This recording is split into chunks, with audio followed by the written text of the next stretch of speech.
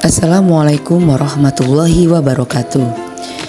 Saya Susilawati, CGP Angkatan 9 Kota Palembang, akan menjelaskan mengenai kesimpulan dan refleksi pemikiran Ki Hajar Dewantara. Kesimpulan dari pemikiran filosofi Ki Hajar Dewantara. Pertama, pendidikan adalah tempat persemaian benih-benih kebudayaan dalam masyarakat, dan pengajaran adalah suatu proses pendidikan yang berfungsi untuk memberikan ilmu untuk kecakapan hidup, baik secara lahir maupun batin. Kedua, pendidikan bertujuan menuntun segala kodrat yang ada pada anak agar mereka dapat mencapai keselamatan dan kebahagiaan yang setinggi-tingginya, baik sebagai manusia maupun sebagai anggota masyarakat. Ketiga, pendidikan pada anak harus mempertimbangkan kodrat alam dan kodrat zaman. Pembelajaran yang saya yakini sebelumnya adalah: pertama, fokus hanya untuk menyelesaikan materi dan menilai aspek kognitif. Kedua, menyamaratakan semua murid tanpa mempertimbangkan karakteristik, minat, bakat, dan kemampuan murid. Ketiga, murid ditempatkan sebagai objek pembelajaran dan melakukan pembelajaran yang hanya berpusat pada guru.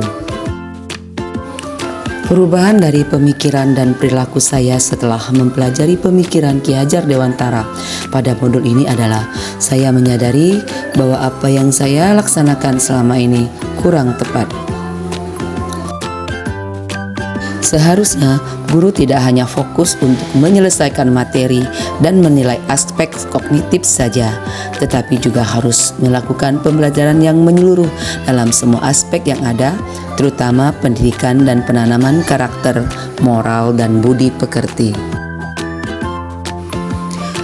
Guru tidak boleh menyamaratakan semua murid tanpa mempertimbangkan karakteristik, minat, bakat, dan kemampuan murid. Pembelajaran yang dilaksanakan haruslah pembelajaran yang memberi keleluasaan pada siswa untuk meningkatkan potensi dirinya sesuai dengan kesiapan belajar, minat, dan profil belajar siswa tersebut atau berdiferensiasi.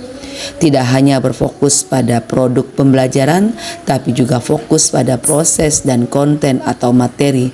Guru juga harus dapat melaksanakan pembelajaran dengan menggunakan metode dan model pembelajaran yang bervariasi disesuaikan dengan kondisi murid.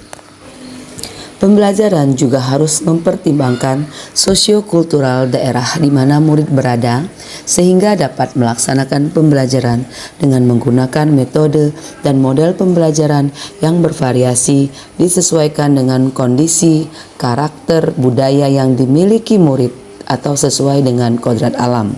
Selain itu, pendidikan juga berkaitan dengan perkembangan masyarakat dan teknologi.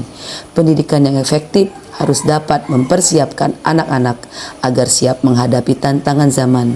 Ini mencakup pemberian pengetahuan tentang teknologi, keterampilan digital, dan pemahaman terhadap dinamika sosial, budaya, dan ekonomi saat ini. Guru tidak boleh menempatkan murid sebagai objek pembelajaran dan melakukan pembelajaran yang hanya berpusat pada guru. Siswa adalah salah satu komponen yang menempati posisi sentral dalam proses pembelajaran, baik di kelas maupun di luar kelas. Di dalam proses pembelajaran, siswa sebagai pihak yang ingin meraih cita-cita, memiliki tujuan, dan kemudian ingin mencapainya secara optimal. Pembelajaran tidak lagi berpusat pada guru, melainkan berpusat pada murid. Dalam pembelajaran, siswa lebih aktif dibandingkan dengan gurunya atau student center. Guru menciptakan iklim kelas positif sehingga murid bisa berkreasi, berekspresi, dan mampu mengemukakan pendapatnya. Agar pembelajaran dan suasana kelas mencerminkan pemikiran Ki Hajar Dewantara, hal-hal yang akan segera diterapkan adalah: pertama, menerapkan pembelajaran yang berdiferensiasi dengan keyakinan bahwa anak adalah pribadi yang unik, mempunyai karakter, bakat, minat masing-masing sesuai kodratnya. Kedua, menuntun kodrat alam dan kodrat zaman anak agar dapat berkembang ke arah yang lebih baik dengan diiringi penanaman karakter, akhlak, dan budi pekerti.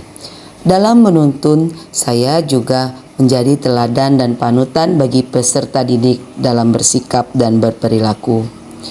Ketiga, menerapkan pembelajaran yang menyenangkan, interaktif, dan berpusat pada murid.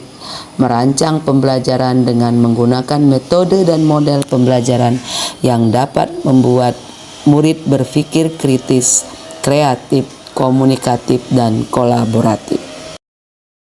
Demikian yang dapat saya sampaikan. Terima kasih. Salam guru hebat.